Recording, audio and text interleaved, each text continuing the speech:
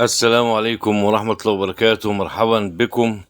مفاجأة كبرى، طبعا تصريح غير متوقع. يعني أنا استغربت أول ما قريته بالصراحة. بيقول التصريح إيه: أطلق البرتغالي خوسيه جوميز المدير الفني لنادي الزمالك العديد من التصريحات القوية بشأن النادي الأهلي المنافس التقليدي للقلعة البيضاء. جوميز قال ايه بقى؟ جوميز قال لك الاداء الجماعي كلمة السر في انتصارات الاهلي. طب ما احنا عارفين ايه المشكلة يعني. وقال جوميز في تصريحات تلفزيونية عبر اون تايم سبورت: الاهلي يمتلك ميزة ذهبية في صفوفه تتمثل في الاداء الجماعي للفريق. واوضح طريقة لعب القلعة الحمراء لا تعتمد على لاعب واحد فقط، ولكن هناك اسلوب جماعي كما يملك عناصر مميزة في قائمته، ولذلك هو منافس قوي وشرس. الحقيقة بدأت تظهر، يعني بيقول الكلام ده وأكيد غصب عنه من تحت درسه يعني.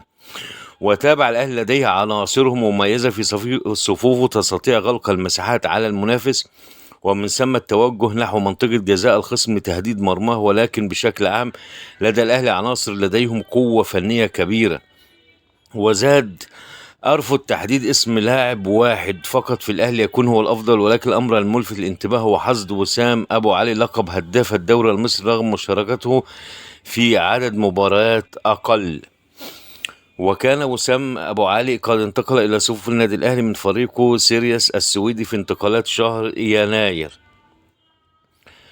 وبكده نكون وصلنا لنهاية الفيديو.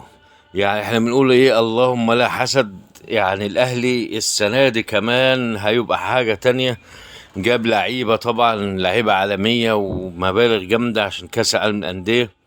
اتمنى ان احنا نغير بقى الميدالية البرونزية في كاس العالم للأندية، نخلوها بقى فضية ذهبية. وبالتوفيق الاهلي وخمسة وخميسة في وش اي حد كده، ايه زي جوميز زوت كده. الحسد شغال على ودنه على الاهلي. فربنا يستر ان شاء الله، والاهلي في العلالي، واهلاوي افتخر. شكرا على حسن الاستماع، والسلام عليكم ورحمة الله وبركاته.